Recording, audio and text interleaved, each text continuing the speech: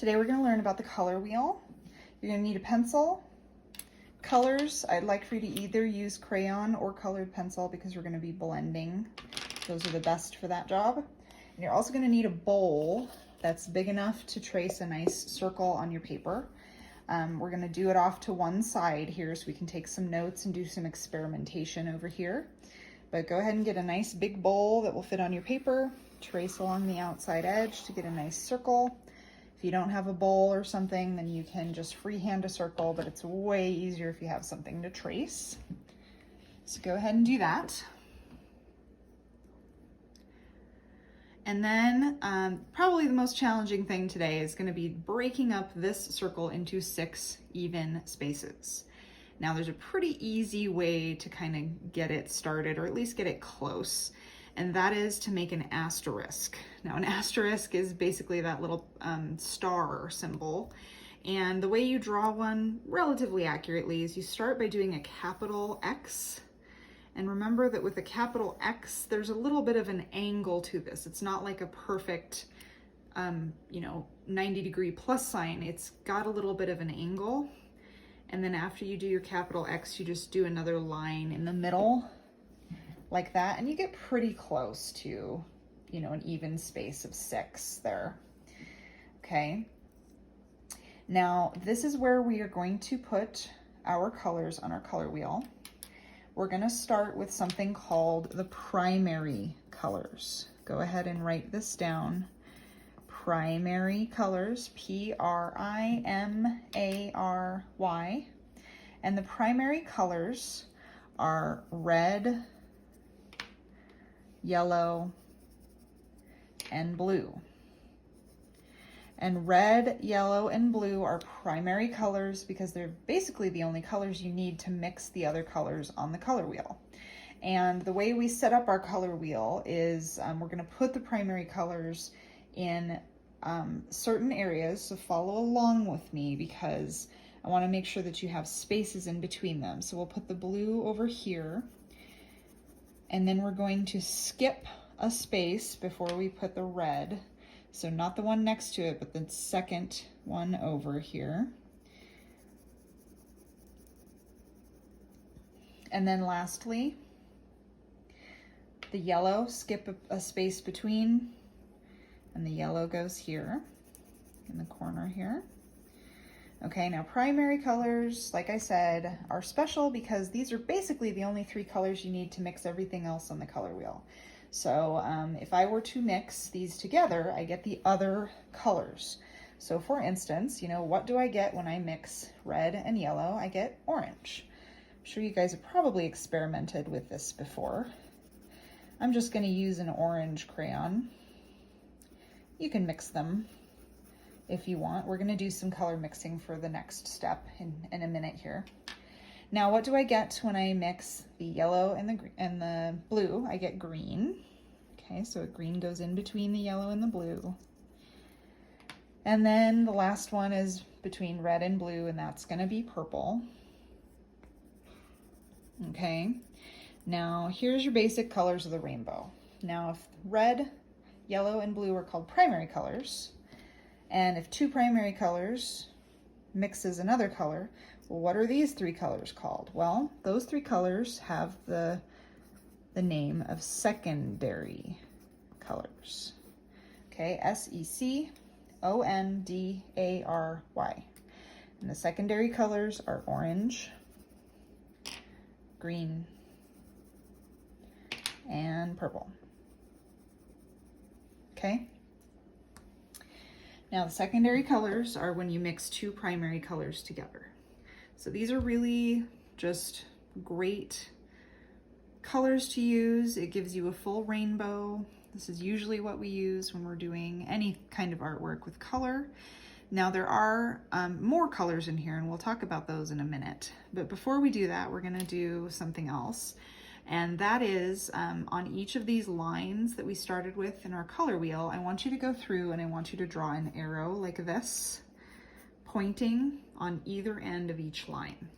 Okay, so for instance, I'm going to have an arrow pointing to the red, and the opposite of the red should be green. the blue, and the opposite of the blue should be orange, and yellow and purple, okay? Now, these are very special pairs of colors, and these pairs of colors are called complementary colors. And complementary is going to be a pretty long word. Okay, complementary, complementary. Okay, complementary colors, which means they complement each other. Oh, you look so nice today, red. Oh, thanks, green. Okay, just kidding. That's not actually what they do. But it's kind of, you know, it's the same kind of word usage of complementary. So with complementary colors, and you can kind of put a little indication on your paper that that's what these arrows mean. So they're opposite of each other on the color wheel, and they do some really special things. Now we're going to get into this a little bit more when we talk about pop art. But basically with complementary color pairs, what they do is they make each other stand out. So there's a very good reason why red and green go together. Maybe certain times of the year, you might see a lot of green and red put together. You will also see a lot of the other complementary color pairs. So you see a lot of blue and orange put together. Think about maybe sports teams or special bright packaging. Same thing with the yellow and the purple. So I don't know if you guys are sports fans, but you know, the Denver Broncos, for instance, which is my football team, is going to be the blue and orange color combination. And that's because when they're put next to each other, they look brighter. They stand out and they make your eye get more attention, okay? So a lot of times, you know, if you go shopping in the laundry detergent aisle, you might see a certain brand that uses this complementary color pair as well. Now, the same thing goes for these other colors, okay? And, you know, you might not specifically see a lot of red and green on color packaging, but sometimes you'll see green and pink, and that gives the same effect where it makes it just stand out super bright. So complementary colors are going to be pretty important, and we're going to talk about that more, like I said, when we do our pop art project. Okay, so let's get back to our color wheel. Now there's one more set of colors, primary, secondary, and then the next one is called tertiary. Tertiary is a hard one to say, and it's pretty hard to spell too. Okay, so it's tertiary, Tertiary.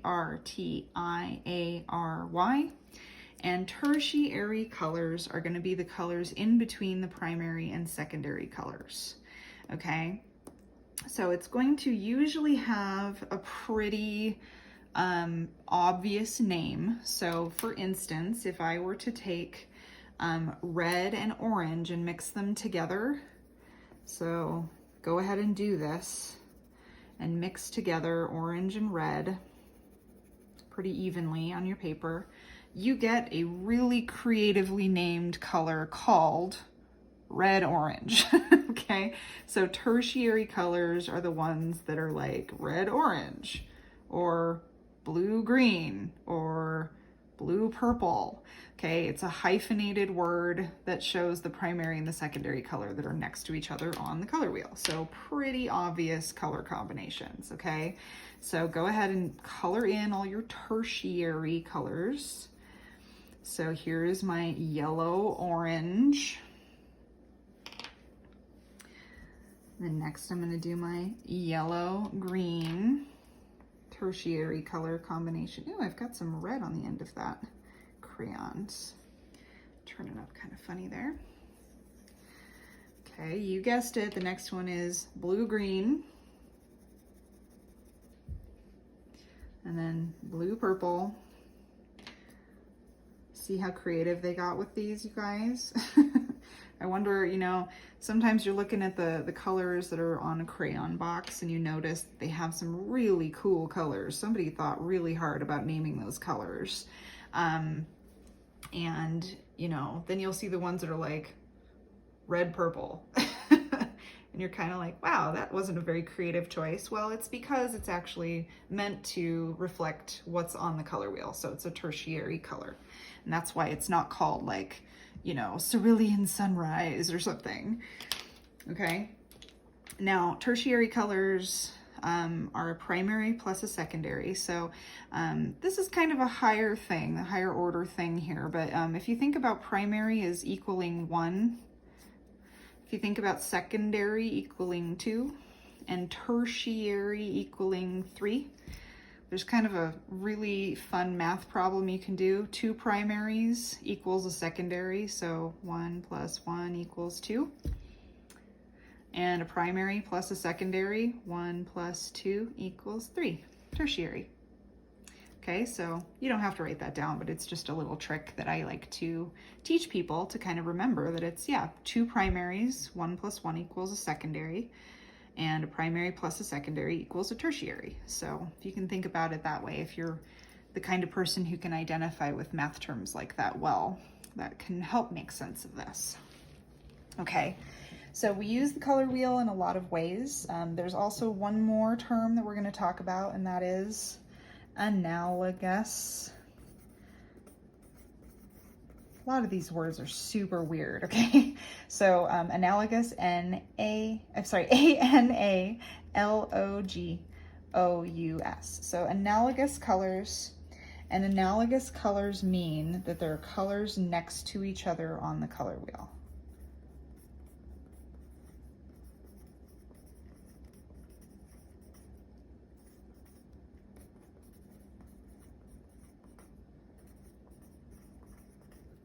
Okay, so analogous colors are going to be, you know,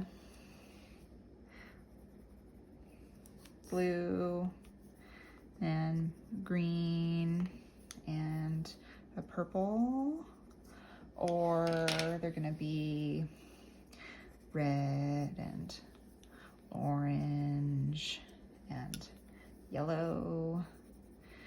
Okay, or, you know, any combination therein. So analogous colors, and you don't have to write this, but this is a good way to remember by putting another line there, that analogous colors are next to each other on the color wheel.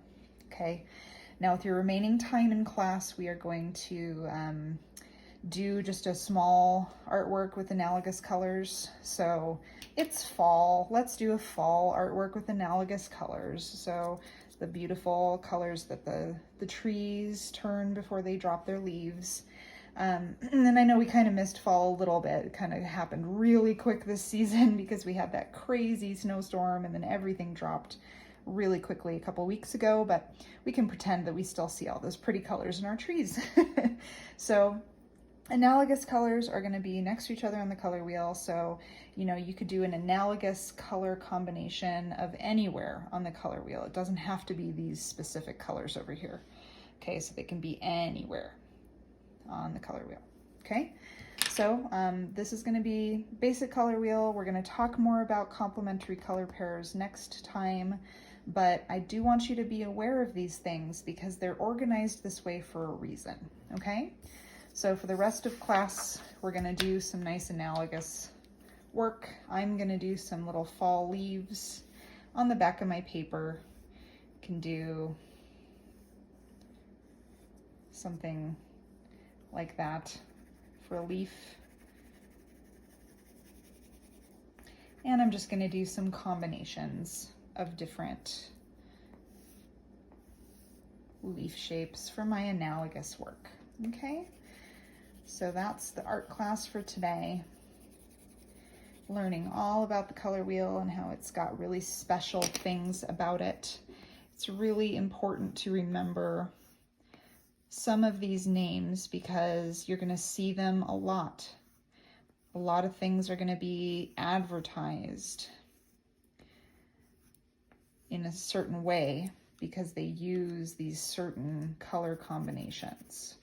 And they're pleasing to our eyes to look at. We like to look at things, or they get our attention. So next time you see a complementary color pair or analogous colors, just remember that it's based off of the color wheel, and the color wheel is really important, okay? Wonderful job. And I will see you next time.